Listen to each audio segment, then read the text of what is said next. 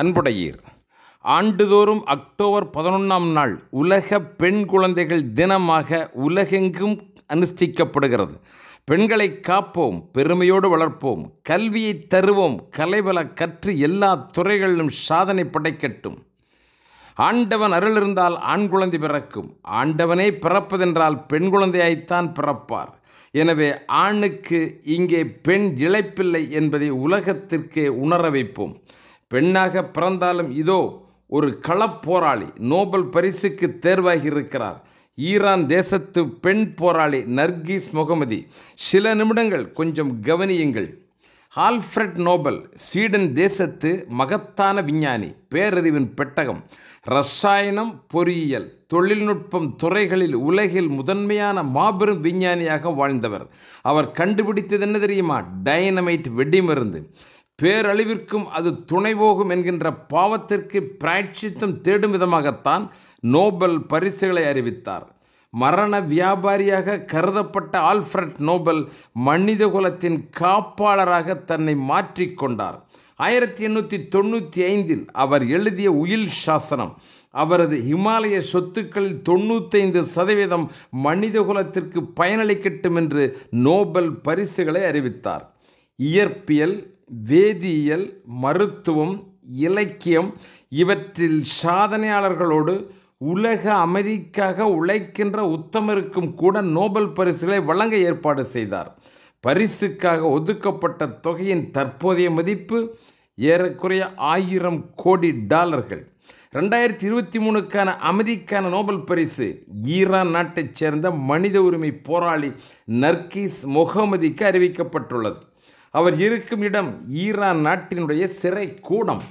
சிறையிலே இருப்பவருக்கு நோபல் பரிசா? இதில் ஆச்சரியம் எதுவும் இல்லை. கடந்த காலங்களிலும் இது நடந்திருக்கிறது. 1935 ஹிட்லரினுடைய சர்வாதிகார வெங்கொடுமை ஆட்சியை எதிர்த்து போராடிய காரல் வுன் அசிசிட்ஸ்கி அவர்களுக்கும் கூட சிறையிலே இருக்கும் பொழுதுதான் நோபல் பரிசு அறிவிக்கப்பட்டது. 1991 ஆங் சான் சூச்சி, மியான்மர் தேசத்து எதிர்க்கட்சி தலைவர், வெய்ய சிறையில் வேகாத கிழங்கும் கீரையும் உண்டு உயிர் தாங்கி நின்றும் ஓயாத போர் என அரசிற்கு எதிராக மக்களுக்கு வழிகாட்டிய நெஞ்சுரம் நிறைந்தவர் நோபல் பரிசுக்கு தேர்வானார். 2010 அமைதிக்கான நோபல் பரிசு சீனாவினுடைய லியூ ஜியாபோவிற்கு அறிவிக்கப்பட்டது. நோபல் பரிசை வாங்காமலேயே 11 ஆண்டு காலம் சிறையில் இருந்தவர் இறுதியில் புற்றுநோயால் மரணமடைந்தார். அமைதிக்கான நோபல் பரிசு வரலாற்றிலேயே சிறையில் வாடுகின்ற அஞ்சா நெஞ்சமென 5வது ஆளுமைதான் ஈரான் தேசத்து நர்கீஸ் முகமதி. மாணவியாக இருக்கும் பொழுதே இவரது உரிமை குரல் பெண்களின் மீதான ஒடுக்குமுறையை எதிர்க்கின்ற குரலாக உலகெங்கும் பவனி வந்தது. ஈரான் தேசமெங்கும் இவை அதிர்வலைகளை உண்டாக்கியது. இவரது எழுத்துக்கள் பெண்ணுரிமைக்கு அனைத்து பெண்களையும் விழிப்படைய வைத்தது. அரசியல் போர்க்களத்தில் எட்டி வைக்கின்ற ஒவ்வொரு அடியும் பழமைவாத கட்டு தலைகளை அறுத்தெறிந்தது. எண்ண தெளிவினின் வலிவினிலே இடிகுரலாய் முழங்குகின்ற புதுமை கருத்துக்கள் ஒவ்வொருடைய இதய கதவினையும் திறந்தது. அவர் கரமுயர்த்தி கர்ஜனை பொழிந்த பொழுது ஹிஜாப் முகத்திரைகளை எல்லாம் கிழித்து கொண்டு பெண்கள் கூட்டமாக வீதிகளில் போராடக் கூடினார்கள். மத வெறியனுடைய கையிலே அகப்பட்டு சிறகுனிந்த பறவையாக அல்லல்படுகிற மக்களுக்கு புதியதொரு புரட்சி பாதையை வெளிச்சம் போட்டு காட்டினார் நர்கீஸ் முகமதி. ஹிஜாப் சரியாக அணியவில்லை என குற்றம் சுமத்தி கைது செய்து காவல் நிலையத்திற்குள்ளே இழுத்துச் சென்று சித்திரவதை செய்து கொன்று மரணமடைந்த அந்த இளம் பெண் மாஷா ஆம்னி நியாயம் கேட்டு ஈரானிய பெண்களுடைய கிளர்ச்சி நாடெங்கும் அரசியை அதிர வைத்தது. இவ்வளவு பெரிய போராட்டம், அந்த பின்னணி யாரென அரசு தேடியது. புல்லுக்கு மஞ்சி புலனொடுங்கி கிடந்தவர்களை கொல்ல வருகிற துப்பாக்கி எதிர்க்கிற ஆற்றலை கொடுத்தவர் நர்கீஸ் முகமதி. சிறை கதவிற்குள் அந்த சிறு மலர் அடைக்கப்பட்ட பொழுதும் சிறையிலே தனிமை என்றாலும் கரத்திலே துணையானது போர் வாளினும் கூர்மையான எழுதுகோல். மதவெறி அரசினுடைய மூடப்பழக்கங்களை சாடினார். பெண்களை அடக்கி பேதமையை வளர்ப்பது மனிதகுல விரோதம் என்றார். கல்லெறிந்து கொள்வது, துப்பாக்கியால் மரண தண்டனை தருவது இதெல்லாம் காட்டுமிராண்டித்தனமானது என எழுதினார். பெண்களுக்கு கல்வியை மறுப்பது, கலை இலக்கிய கலாச்சார உரிமைகளை வழங்க மறுப்பது என்கின்ற புராதன கால மூட பழக்கங்கள் எல்லாம் மண்மூடி போகட்டும் என்று கர்ஜித்தார். ஆம்னிஸ்டி இன்டர்நேஷனல் போன்ற சர்வதேச மனித உரிமை அமைப்புகள் எல்லாம் அவருடைய விடுதலைக்கு ஆதரவு குரல் கொடுத்தன. மதவெறி அரசின் செவிட்டு காதுகள் ஆனால் மூடிக்கொண்டது.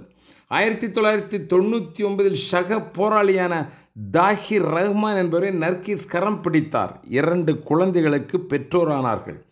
மனித உரிமை போராளியான நர்கீஸின் கணவர் ரஹ்மான் சிறையிலே 14 ஆண்டுகள்.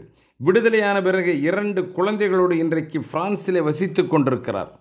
உன்னை பெற்ற இந்த மண்ணை உதிரம் கொட்டி காக்க வேண்டும், கண்ணை போன்ற ஈரான் தேசத்து பெண்களினுடைய கண்ணீரை துடைக்க வேண்டும் என்று மன உறுதியோடு நின்றதால் நர்கீஸ் கணவனோடு போகாமல் தாய்நாட்டிலேயே தங்கினார். இன்று 10 ஆண்டுகள் சிறை தண்டனை. இரும்பு கதவுகளுக்கு இடையிலே இருந்தாலும் அவருடைய எழுத்துக்கள் பறந்து பறந்து ஈரான் தேசமெங்கும் ஒலித்து கொண்டிருக்கிறது. மாதர்குல விடுதலைக்கு இவருடைய எழுத்தும் பேச்சும் ஆளும் மத வெறியனுடைய இரும்பு இதயத்தோடு மோதிக்கொண்டிருக்கிறது. நர்கீஸுக்கு நோபல் பரிசு அறிவித்தது கண்டு கொதித்து போயிருக்கிறது ஈரான் அரசு. தங்கள் அரசுக்கு எதிரான செயலாகத்தான் அவர்கள் பார்க்கிறார்கள். ஆனால் காலகாலமாக சர்வாதிகாரத்திற்கு எதிராக மனித உரிமை காப்பதற்காக மக்கள் மத்தியிலே பெரும் செல்வாக்குடன் இயங்குகின்ற ஆளுமைகளுக்கெல்லாம் தான் நோபல் பரிசு வழங்கப்பட்டிருக்கிறது. உலகம் அங்கீகரித்திருக்கிறது.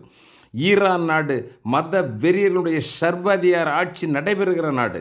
பெண்களின் மீதான ஒடுக்குமுறைகள், மனித உரிமை மீறல்கள் நாளும் நாளும் நடந்து கொண்டிருக்கிற காட்சியை காண முடியும். ஹிஜாப் முகத்திரை கட்டாயம், பெண்களுக்கு உயர்கல்வி உரிமை இல்லை, 2ஆம் பட்ச குடிமகன்களாக கொடுமையே நடைமுறையாகி பெண் இனம் அடிமை இனமாக வாழ்ந்து கொண்டிருக்கிறது. ஜாதி மதம் தேசிய இனம் என்கின்ற பாசிச கருத்தியலை தூக்கி சுமப்போர் கரங்களிலே அரசு அதிகாரம் அகப்படுமையானால் மக்களினுடைய உயிர்ப்பலி என்பது தவிர்க்க முடியாதாகி விடுகிறது. நர்கீஸ் முகமதிக்கு 10 ஆண்டுகள் சிறை தண்டனை தான். நோபல் பரிசை பெற அவர் அனுமதிக்க மாட்டார் என்பது அறிந்ததுதான். ஈரானிலே ஜனநாயகம் மீட்கப்பட வேண்டும். இந்த நோபல் பரிசு ஈரானிய மக்களுக்கு ஒரு புதிய உத்வேகத்தை தரட்டும். உலகெங்கும் பெண் விடுதலைக்கான அழுத்தத்தை ஏற்படுத்த இது உதவட்டும். புதுமை பெண்கள் ஈரானில் பூமியெங்கும் எண்ணற்ற விடுதலைக்கான இயக்கங்களை முன்னெடுக்கட்டும். ஜனநாயகம் மலரட்டும், வளரட்டும் ஈரானிய பெண்களுடைய இயக்கம். நன்றி, வணக்கம்.